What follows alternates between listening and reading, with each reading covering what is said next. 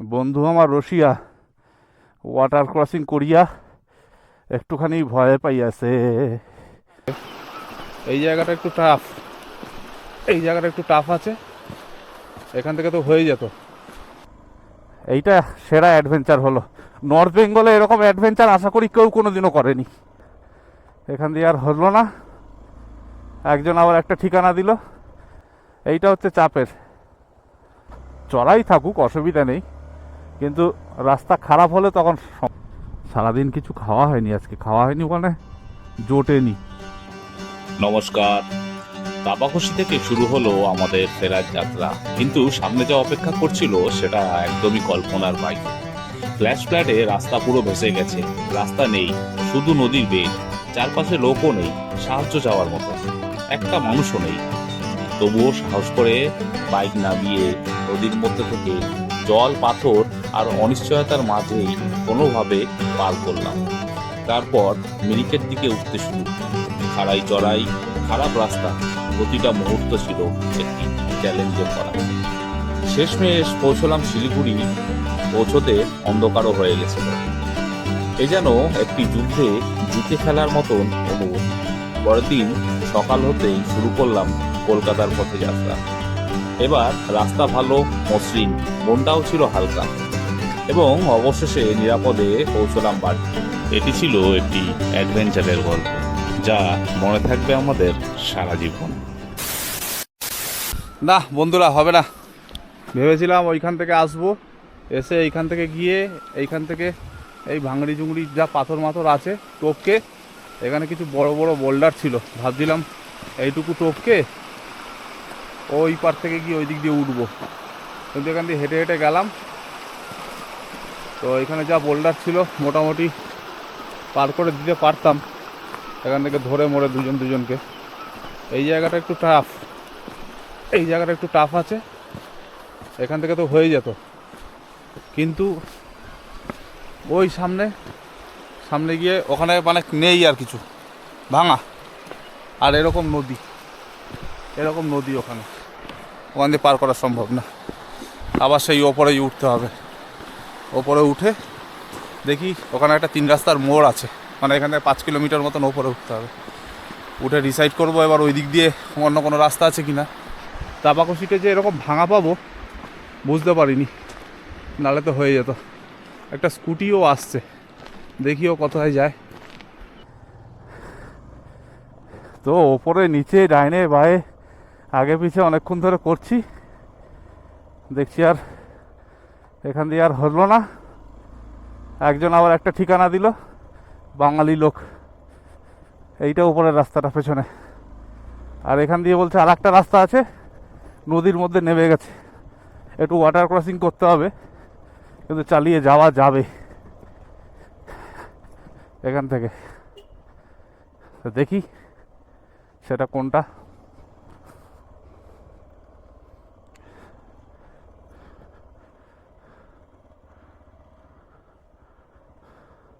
এই যে এইটা, এই যে ডান দিকে, এই যে এটা। তুই কি ইন্টারকম ডিসকানেক্ট করে দিলি? হচ্ছে হচ্ছে হচ্ছে, আচ্ছা। না, এই সময় ইন্টারকমটা লাগবে। এইটাই এইটাই, আয়।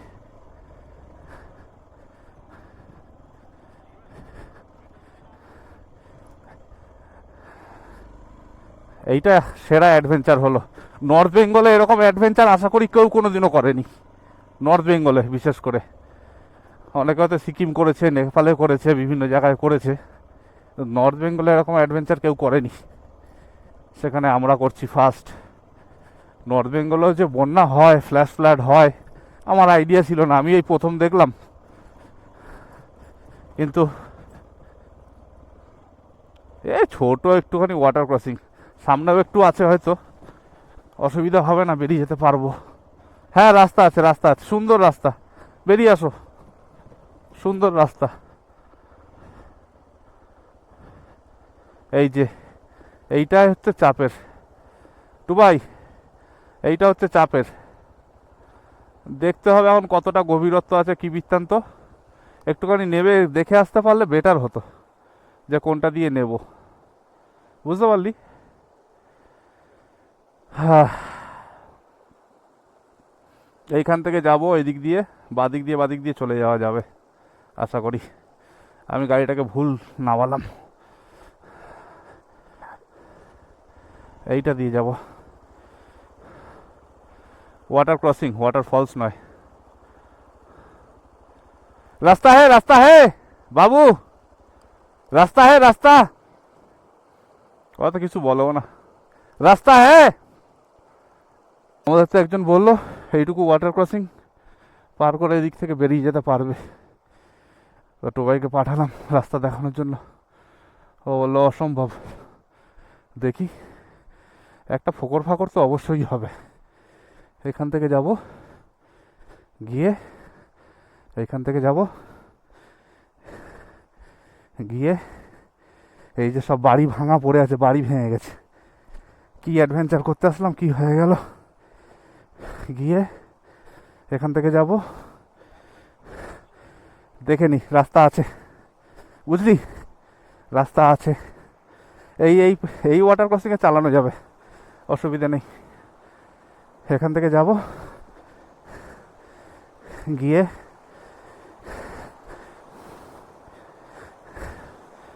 এইগুলো নদীতে একটু স্রোতটা বেশি হবে হবে হবে হবে রে টুবাই। এখান থেকে যাব, গিয়ে হাঁপিয়ে গেলাম। এইবারে এইখান থেকে এই নদীটা পার করতে হবে, এইটুকু পার করতে হবে। দাঁড়া, আমি দেখে নিচ্ছি, আছে রাস্তা আছে।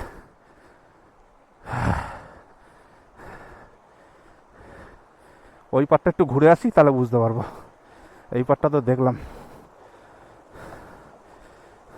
বাবা, এ যা নরম মাল, ওরা ভেঙে না পড়ে যায় শালা। হ্যাঁ,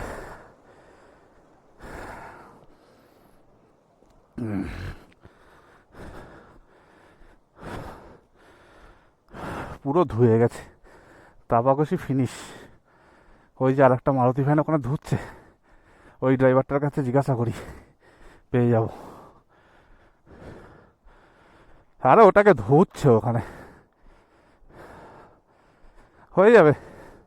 শোন, ওইবার 30-40 কিলোমিটার ঘুরে যাওয়ার থেকে এইখান থেকে যাওয়া অনেক ভালো, হয়ে যাবে, চালিয়ে দেবো। তুইও পারবি। এই এই এই ভেতর ছোটো ছোটো পাথর, 1 নম্বর লাগাবি, রেস করবি, সর করে চলে যাবে। এই তো রাস্তা পেয়ে গেছি এখানে।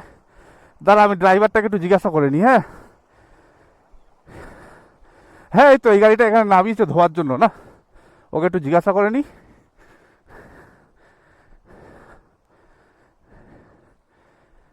भैया, वो मिरिक जाना है, किधर से मिरिक? हाँ, ये नदी पार करके जाना पड़ेगा, और ऊपर से जाएंगे तो फिर से सुखिया जाना पड़ेगा, और बीच में से कोई रास्ता नहीं है? हाँ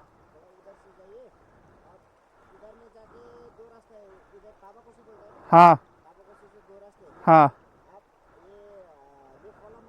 हाँ, अच्छा, मतलब ये रास्ता पकड़ना पड़ेगा, ये और नदी क्रॉस करके आना पड़ेगा ना? ठीक है, मतलब ये यहाँ से जाएंगे तो ताबाकोसी जाके वहाँ से राइट मारना है। हाँ हाँ हाँ, ठीक है, হ্যাঁ ঠিক আছে, ঠিক আছে, থ্যাংক ইউ। হয়ে যাবে একটু ভাই,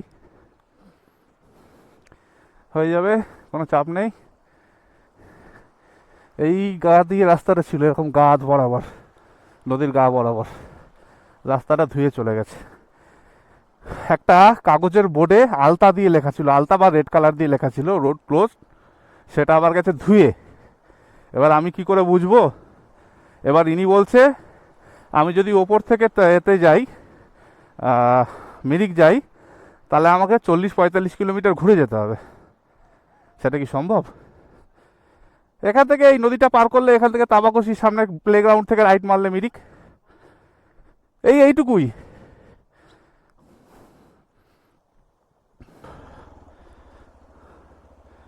এই জায়গাটায় একটু চাপ। এই দেখ, আমি গিয়ে ওইখানে গিয়ে দাঁড়াবো, ওইখান থেকে বেরোবো, তারপর তুই নামবি, ঠিক আছে? নালে আমি গিয়ে ওই বাদিকটায় দাঁড়াচ্ছি, ওই বাদিকটায়, তারপর তুই নেবে ওই মাঝখানটায় দাঁড়াবি দ্বীপ আইল্যান্ডটার মধ্যে। হ্যাঁ, আসলে রাস্তাটা একটু চাপ বন্ধুরা, আর কিছুই না। দেখেছো তো দ্বীপটা, দেখো একবার, দ্বীপটা একবার দেখো। দেখো ফার্স্ট স্টেপ হলো তো, সেকেন্ড স্টেপটা দেখে নে। হলো সেকেন্ড স্টেপ, ঠিক আছে? থার্ড স্টেপ একবার উঠে যাব। হ্যাঁ, এইটা এইটা এইটা এইটা বাদিকটা। হ্যাঁ, নাবো 1 নম্বর। হ্যাঁ, নাবো, পা তুলে পা তুলে পা তুলে পা তুলে, হ্যাঁ পা তুলে, হ্যাঁ পা তুলে মাঝখানটা, এখানটা আসো। আমি এগোচ্ছি কিন্তু।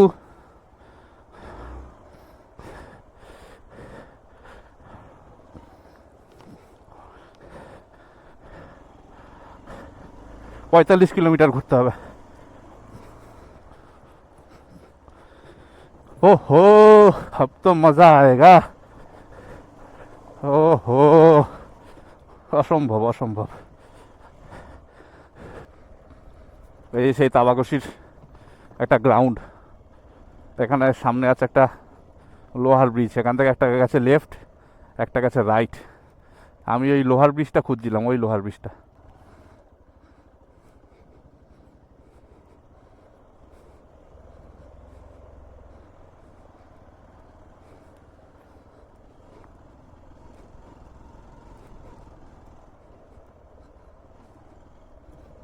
এখানে একটা হ্যাচকা টান দিয়ে উঠবি, হ্যাঁ 1 নম্বর গিয়ারে লাগিয়ে একটা হ্যাচকা টান দিয়ে উঠে যা। তো ভাই, নর্থ বেঙ্গল ট্রিপে এসে চটকপুর যতটা না অ্যাডভেঞ্চার দিয়েছে, তার থেকে দুগুণ বেশি অ্যাডভেঞ্চার দিল তাবাকশি। আরে ভাই, তাবাকশি তাবাকশি এখন আর কেউ এসো না কিন্তু, যদি কেউ ভিডিও দেখছো এখন, কোনো লাভ নেই। আজকে হচ্ছে মার্চ মাসের 8 তারিখ, 8ই মার্চ। এখন তাবাকশি এসে লাভ নেই। তাবাকশি যদি আসার হয়, একদম মে মাসে এসো।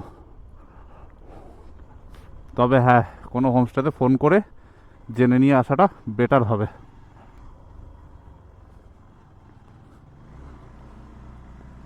এক নম্বর লাগাও।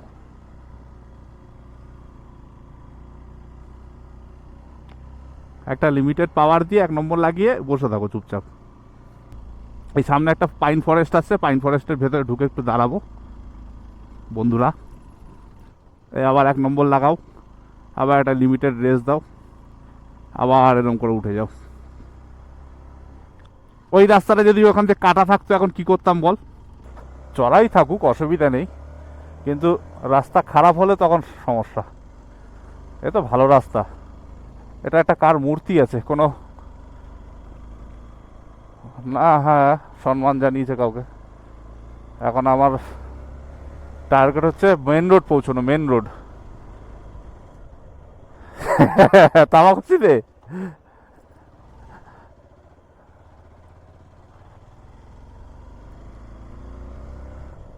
তাবাকশি কোনোদিনও কেউ এই রকম ভিডিও দেখেনি যেটা আমি। হ্যাঁ বাবা, এই যে মেন রোড বাবা। তো এটা হচ্ছে গোপাল ফাটক, আমরা আসলাম তাবাকশি হয়ে। এবার এখান থেকে নিলাম লেফট টুয়ার্ডস দুধিয়া। এইসব চা বাগানগুলো কত সুন্দর লাগতো, এখান থেকে যেতাম। এর ভেতরে যে ভাই এত হিডেন জেম আছে, আর এত খতরনাক খতরনাক জায়গা আছে, এটা বলাটা মুশকিল। কি জায়গা এটা? আমার চটকপুর চাপা পড়ে গেছে তাবাকশির কাছে। এই ভিউটাই হচ্ছে গিয়ে আজকের দিনের পাহাড়ের লাস্ট ভিউ। এরকম ভ্যালি আর দেখতে পাবো না, কেননা খানিকক্ষণের মধ্যেই আমরা নিচে নেমে যাব। আজকে সেরা রাইড হলো, সেরা। এই যে মিরিক লেক, দেখ মিরিক লেক, দেখেছিস? এই দেখ মিরিক লেক, দেখ।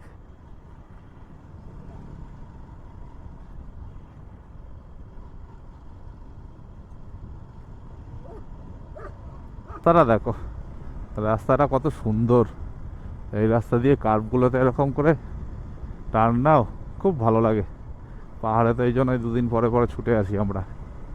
আরও এখান থেকে শিলিগুড়ি দেখাচ্ছে 38 কিলোমিটার। চা বাগান মাঝখানে মাঝখানে শেষ হয়ে গেছিলো, আবার শুরু হয়েছে, কিন্তু পাতা নেই বললেই চলে, সব ড্রাই হয়ে আছে, সব মরে গেছে যেন।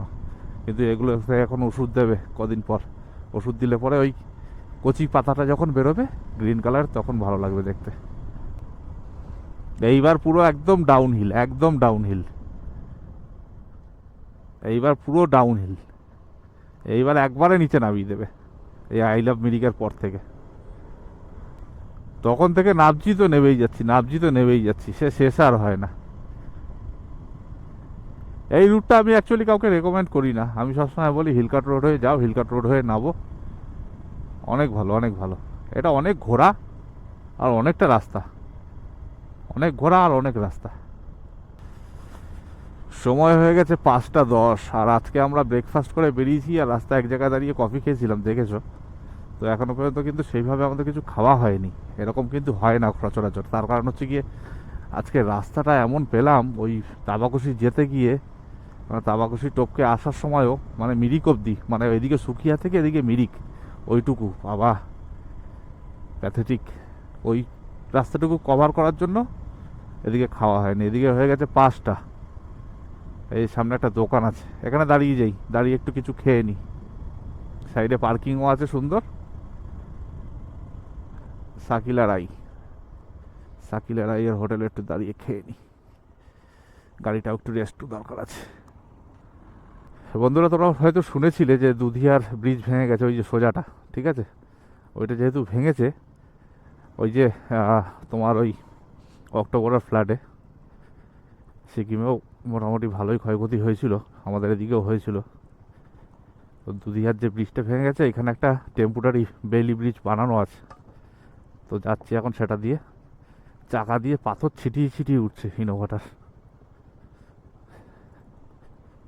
এই যে সামনে একটা টেম্পোরারি ব্রিজ বানানো আছে, দেখি টেম্পোরারি ব্রিজ কীরকম করেছে। যে পুরোনো ব্রিজটা আমার বাদিকে, অন্ধকারে হয়তো দেখা যাবে না, ওইটা দিয়ে, হ্যাঁ ধুয়ে নিয়ে চলে গেছে।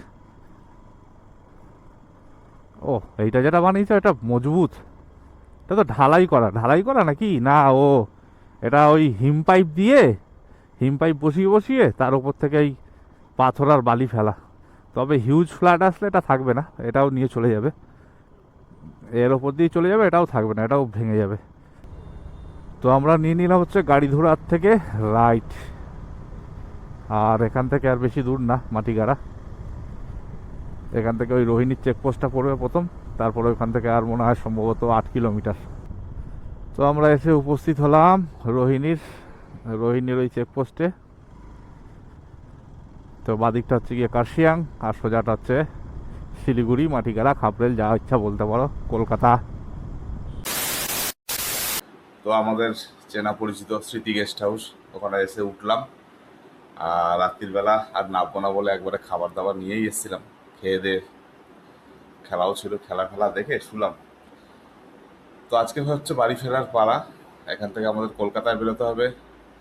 আর সবাই কাজবাজের লোক, বুঝতে পারছো, তো আর সময় নষ্ট করা যাবে না একদমই। দুদিন বেশ ভালোই কাটালাম আমরা নর্থ বেঙ্গলে। তো নর্থ বেঙ্গল জিন্দাবাদ। সময় হয়ে গেছে এখন 5টা 36, 5টা 37। তো আমাদের ইচ্ছা ছিল 6টায় বেরোনোর, তো আমি তো রেডি, আরেকজন চান করছে। তো 6টা না হলো 6টা 10-15 বেরিয়ে যাচ্ছি। বাইকে কালকে চেনলুপ ফেললুপ সব করে রেখেছিলাম রেডি, জাস্ট লাগেজ বাঁধবো আর বেরোবো। তো চলো, কথা হচ্ছে রাস্তায় যেতে যেতে। তো welcome back to the road. সময় হয়ে গেছে 6টা 20। ঠিক আছে, 6টায় বেরোবো ভেবেছিলাম, তো বাড়ির মতন তো আর হোটেলে হয় না, সব কিছু টাইম টু টাইম। মোটামুটি আজকে একটু চাপ আছে, চাপটা হলো কাজের চাপ। বন্ধুরা, সোজাটা চলে গেছে হচ্ছে গিয়ে পানি ট্যাঙ্কির দিকে, আর এখান থেকে কিন্তু অনেকে সোজায় ফ্লাইওভারে উঠে যায়, উঠে গিয়ে আবার সামনে থেকে ইউটার্ন করে আসে। তো আমাকে নিতে হবে লেফট টুয়ার্ডস বাগডোগরা। এখানে কিন্তু কোনো কলকাতার বোর্ড নেই, ঠিক আছে, মনে রাখবে, এখানে কিন্তু শুধু লেখা আছে বাগডোগরা। বাগডোগরার দিকে গেলেই তুমি পেয়ে যাবে হচ্ছে গিয়ে ঘোষপুকুর মোড়, ওখান থেকে রাইট মারলে সোজা ইসলামপুর বাইপাস ধরে একদম কলকাতা। একটু চা না খেলে তো হবে না ভাইয়া। এটা কিসের দোকান? চায়ের দোকান, লোক আছে, হ্যাঁ লোক আছে, চাও আছে, একটু চা খেয়ে নি। এই সকালবেলা চা না খেলে কিন্তু আমার হয় না, মানে চা আমাকে খেতেই হবে, নাহলে আমি যেন চালাতে পারি না। এই চাটা খেয়ে নিলাম, একটু 10-15 মিনিট লেট হলো, ঠিক আছে, অসুবিধা নেই। 6:49 হয়ে গেছে।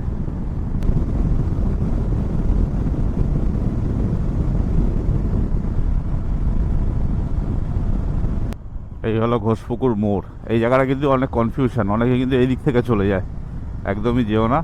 এখান থেকে লেফট নিয়ে আবার সাথে সাথে রাইট মারতে হবে, কিন্তু এই ডান দিকটা দেখে, হ্যাঁ, এখান থেকে তো হুড়মুড়িয়ে গাড়ি আছে।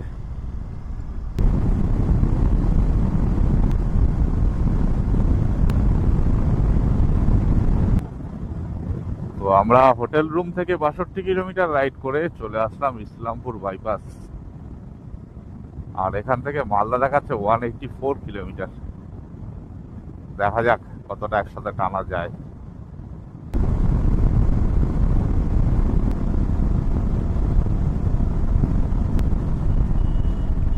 সেই বোর্ডটা লাগানো এখান থেকে, এই ফ্লাইওভার থেকে মোটামুটি 1 কিলোমিটার পেছনে।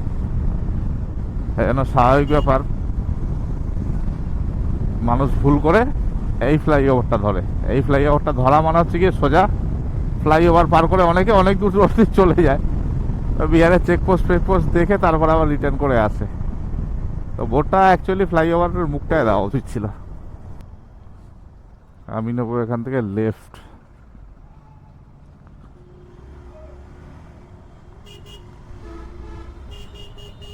তাকায় না। এখান থেকে মালদা 123, রায়গঞ্জ 47। তো আমরা 6:30 থেকে বাইক চালিয়ে কভার করে ফেলেছি 152 কিলোমিটার। সময় হয়ে গেছে 8:56। এই সামনেই আসতে চলেছে রায়গঞ্জ।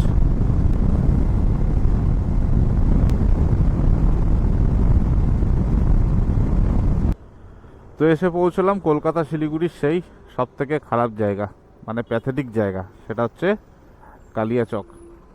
মানে কালিয়াচকের বোর্ড যেখানে লাগানো, মানে শিলিগুড়ি থেকে কলকাতার দিকে আসার সময় ওইখান থেকেই ট্রাকের লাইন শুরু হয়ে গেছে অলরেডি। এরপরে আছে দুখানা সিগনাল, তারপরে এরকম 500 মিটার যেতে হবে, তারপরে এরকম খালি পাবো। এই একটা জায়গা। তো আর কিছুদিনের মধ্যেই কিন্তু চালু হয়ে যাবে ফারাক্কার নতুন ব্রিজটা। এই পাশটা দেখেছো, এই পাশটা সব খুঁড়ে রেডি করে রেখেছে, তার কারণ হচ্ছে গিয়ে এই এক্সটেনশনটা বাড়াবে, এটা ডান দিকে চাপবে। আর এই দেখো আমার সামনেই রয়েছে একদম রেডি হওয়া ফ্লাইওভার। এই দেখো ওপরের কাজ কিন্তু পুরো কমপ্লিট। কেননা আমি এই কনফিডেন্সলি বলছি, তার কারণ হচ্ছে গিয়ে এখানে আমি কাজে আসি, এখানে আমাদের অনেক মেশিনারিজ আছে, তো সেই জন্য বললাম। তো আমরা যখন আসি আমরা এর ওপরে যাই, কাজ করি, চলে আসি, কিন্তু কমপ্লিট অনেক দিন ধরেই আছে। তো বন্ধু, উঠে পড়লাম ফারাক্কা ব্যারেজের ওপরে। আর আমার বাদিকে দেখতেই পাচ্ছ নতুন ব্রিজ, আর কিছুদিনের মধ্যেই চালু হবে। মোটামুটি আগামী দিনে যারা শিলিগুড়ি আসতে চলেছো তাদের জন্য ওইটা চালু থাকবে।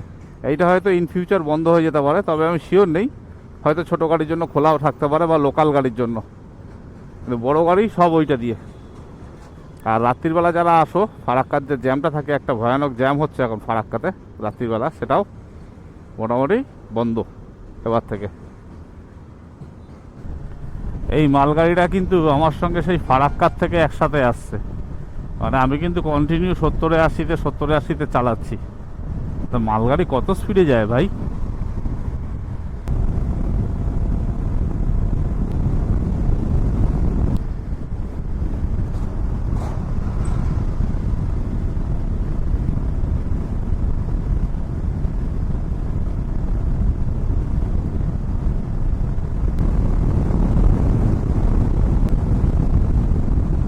তোমার জন্য অন্য কারো প্রেমে পড়া বারণ, তুমি আমার হঠাৎ মুচকি হাসির কারণ। আরে বাহ বাহ, দিল খুশ হয়ে গিয়া।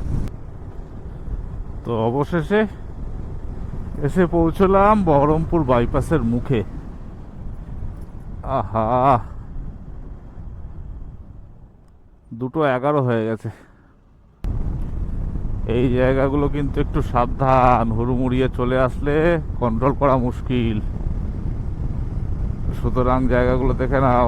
এটা হচ্ছে টুয়ার্ডস কলকাতার লেনটায়, ওই পাশের লেনটায় আমি গেলাম, পুরো একদম ঠিক আছে, অসুবিধা নেই। এই লেনটা কিন্তু বড় বড় কাটটা হয়ে গেছে, উল্টো পাল্টা চালিয়ে আসলেই মায়ের ভোগে। জল ঝড় এটাই আমার সাথী, তুই আমার রোজগারের চাবিকাঠি। আরে বাহ, এরা ড্রাইভার না কবি, তো অমায়িক ট্যালেন্ট এদের মধ্যে, অমায়িক।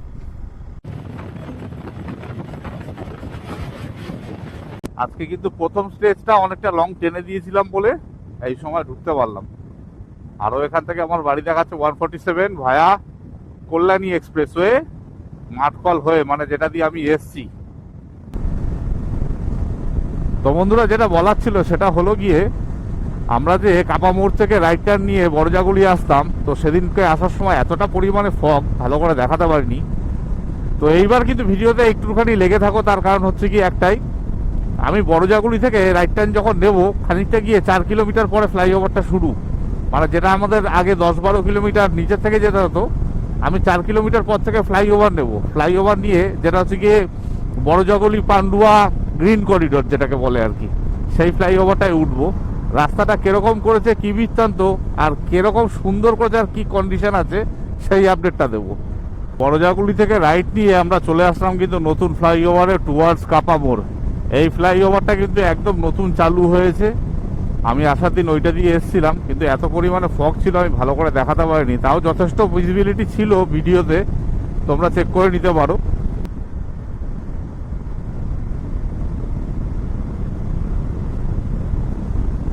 কত সুন্দর ফ্লাইওভার করেছে দেখো, একদম নতুন ফ্লাইওভার।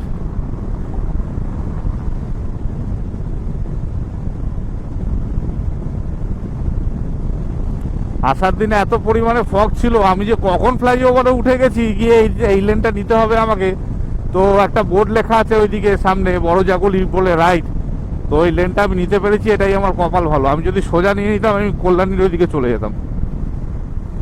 দেখো আমার বাদিকে জলাশয়টা দেখো, এই ফ্লাইওভারটার ভিডিও করেছিলাম আমি, ফ্লাইওভারটা যখন আন্ডার কনস্ট্রাকশন ছিল, আজকে থেকে 3 বছর আগে সম্ভবত। আর আজকে আমি এই ফ্লাইওভারের ওপর থেকে কিন্তু বাইক চালিয়ে যাচ্ছি নিজে। দেখো নতুন ফ্লাইওভার বলে সবাই আড্ডা ফাড্ডা মারতে আসে, যেরকম এলাকার লোকজন সব দেখতে আসে, ঠিক তাই, একদম লংগেস্ট ফ্লাইওভার।